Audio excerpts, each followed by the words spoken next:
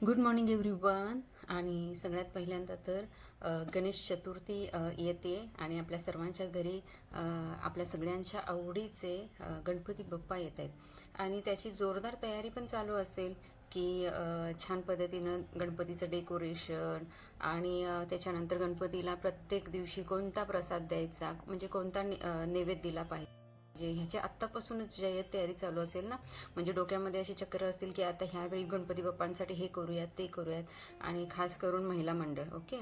पण एक गोष्ट मात्र आहे की प्रत्येक सण हा आनंदासाठी येत असतो, पण असं नको व्हायला की येताना हा आनंद घेऊन येतो पण जाताना मात्र खूप साऱ्या तक्रारी, खूप सारे आरोग्याचे प्रश्न आणि दुःख देऊन जायला.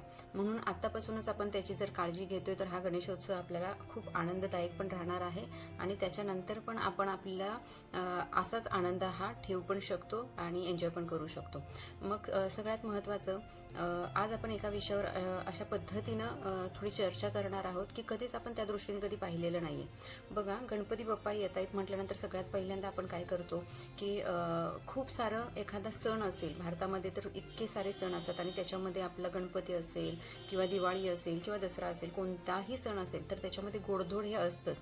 आणि गणपतीच्या बाबतीत जर बघायचं झालं तर आपण एखाद्या ठिकाणी आरतीला गेलो, घरी प्रसाद बनत असतो, घरी सकाळ संध्याकाळ आरती असते आणि त्याच्यामध्ये पण खूप साऱ्या व्हरायटीमध्ये आपल्या इथे प्रसाद अवेलेबल असतो, हो ना.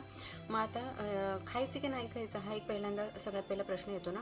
तर मेजॉरिटी आपण आता जरा विचार करूयात की गणपतीला जो पण काही प्रसाद बनला जातो किंवा बनवला जातो तर त्याच्यामध्ये जास्तीत जास्त कोणते घटक वापरले जातात. तर त्याच्यामध्ये सगळ्यात जास्त गोड आहे म्हटल्यानंतर साखर आली, त्याच्यानंतर मैद्याचे पदार्थ असतात, त्याच्यानंतर जर विकत आणतो आपण तर त्याच्यामध्ये डालडा पण असतो, घरी बनवतोय तर तूप असतं आणि तळलेल्या जास्तीत जास्त गोष्टी असतात, मावा असतो, खवा असतो, म्हणजे दुधाचे पदार्थ असतात. ह्या सगळ्या गोष्टी एकंदरीत आपल्या घरी असतात, बरोबर.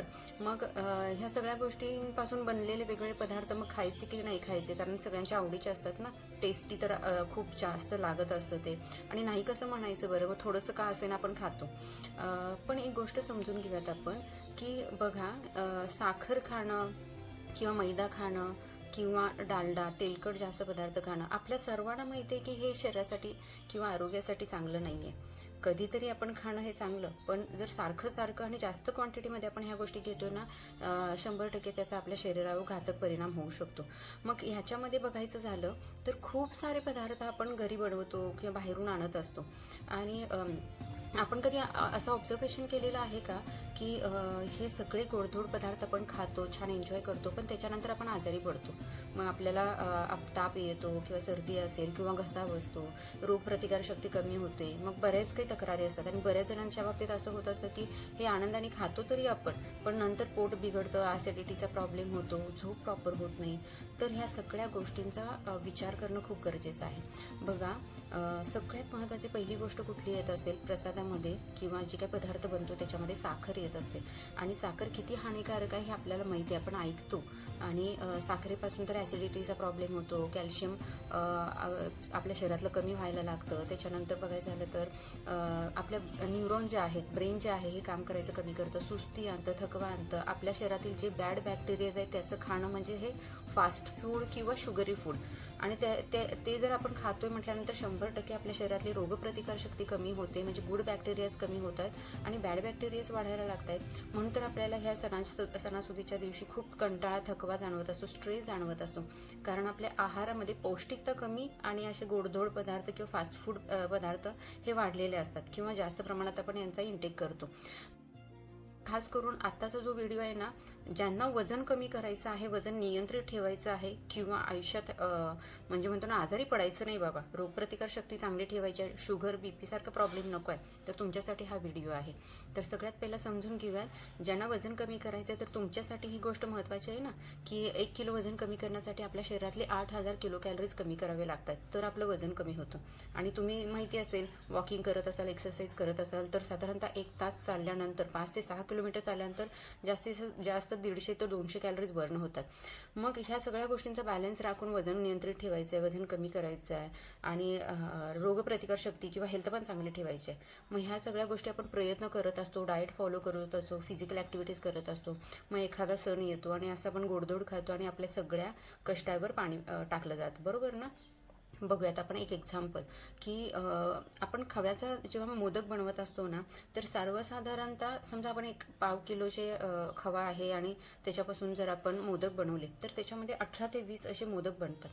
एक मोदक माहिती आहे का तुम्हाला, साधारणतः 85 ते 100 कॅलरीजचा असतो. आणि ह्याच्यामध्ये जास्तीत जास्त प्रमाणात काय असतं माहिती आहे का, फॅट जास्त असतं. कारण खवा इज इक्वल टू फॅट, म्हणजेच तेल, म्हणजेच चरबी शरीरामध्ये गेल्यानंतर. दुसरी महत्त्वाची गोष्ट, प्रोटीन पण असतं त्याच्यामध्ये, पण खूप कमी प्रमाणात. आणि कॅलरीजच्या बाबतीत जर विचार करायचा झाला तर खूप जास्त प्रमाणात त्याच्यामध्ये कॅलरीज असतात. एक मोदक आपण खाऊन समाधानी होतो का, नाही. असेच आपण बघता बघता 4 ते 5 मोदक खातो. मग विचार करा, एक मोदक जर आपला 85 ते 100 कॅलरीचा असेल तर जर 5 मोदक खाले तर सहज 500 कॅलरीज आपण तिथं खात असतो. पण जर हेच कॅलरीज आपल्याला बर्न करायचे असतील किंवा शरीरातील काढून टाकायचे असतील तर किती एक्सरसाइज करावं लागेल. आपण जर नेहमी आपण जसं चालतो, ब्रिस्क वॉकिंग असेल किंवा ज्याला आपण म्हणतो ना फास्ट वॉकिंग असेल, जर तुम्ही असं 1 तास चालला तर साधारणतः 200 कॅलरीज बर्न करताय. मग तुम्ही सर्वजण जर 5 मोदक खात असाल तर 2.5 तास आपण चालू शकतो का, किंवा आपण तेवढ्या कॅलरीज बर्न करण्यासाठी एक्स्ट्रा गणपतीला चालतो का, नाही चालत आहे.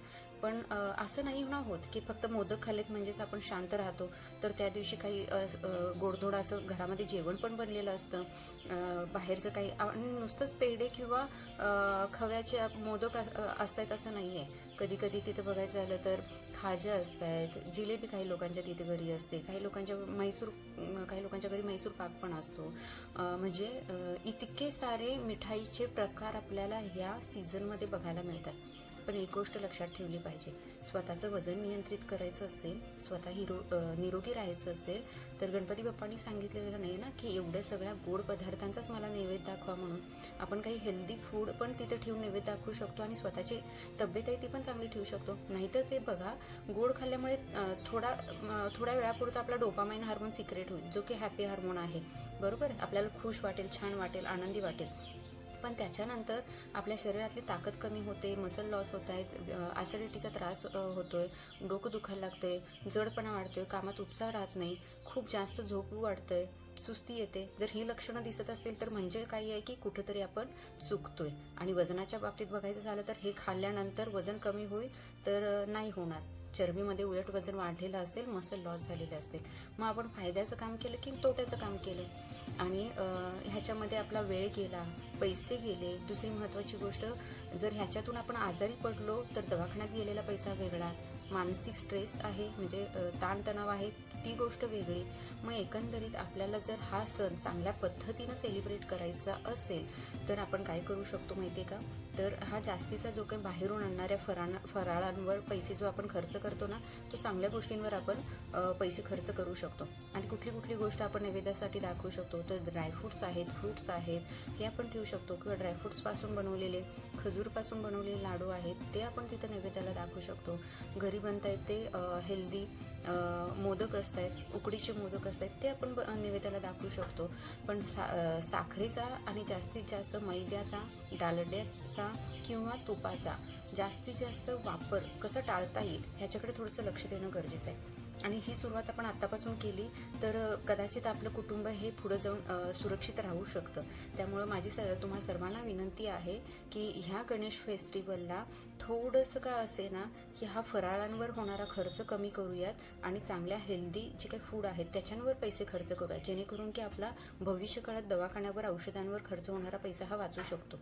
आणि अजून एक महत्त्वाची गोष्ट अशी की ह्या सगळ्या गोष्टींमध्ये आपलं रुटीन डिस्टर्ब होत असतं, आपलं पाणी पिण्याकडे दुर्लक्ष होत असतं, आपली झोप व्यवस्थित होत नसते किंवा आपण इकडे तिकडे धावपळीत असतो. त्यामुळे खाण्याच्या ज्या काही वेळा आहेत ह्यासुद्धा बदलत असतात. त्यामुळे एक काळजी मात्र आपण सर्वांनी घेतली पाहिजे की पाणी प्रॉपर पिलं पाहिजे, योग्य रात्री वेळेत झोपा, वेळेत उठा. आणि सगळ्यात महत्त्वाची गोष्ट आहे की आपण 3 मील प्लॅन हा फॉलो केला पाहिजे. म्हणजे सकाळ, दुपार, संध्याकाळ 3 वेळेस आपण जेवलो तर आपलं डायजेशन चांगलं राहील, आपल्याला ॲसिडिटी ॲसिडिटीचा प्रॉब्लेम होणार नाही आणि भविष्य काळात कुठलेही प्रॉब्लेम्स आपल्याला होणार नाहीत. So thank you so much everyone. आणि तुमचा हा जो काही गणेशोत्सव जो काही फेस्टिवल आहे तो सगळ्यांना सुखासमाधानाचा आनंदाचा जावो हीच ईश्वरचरणी प्रार्थना. Thank you very much.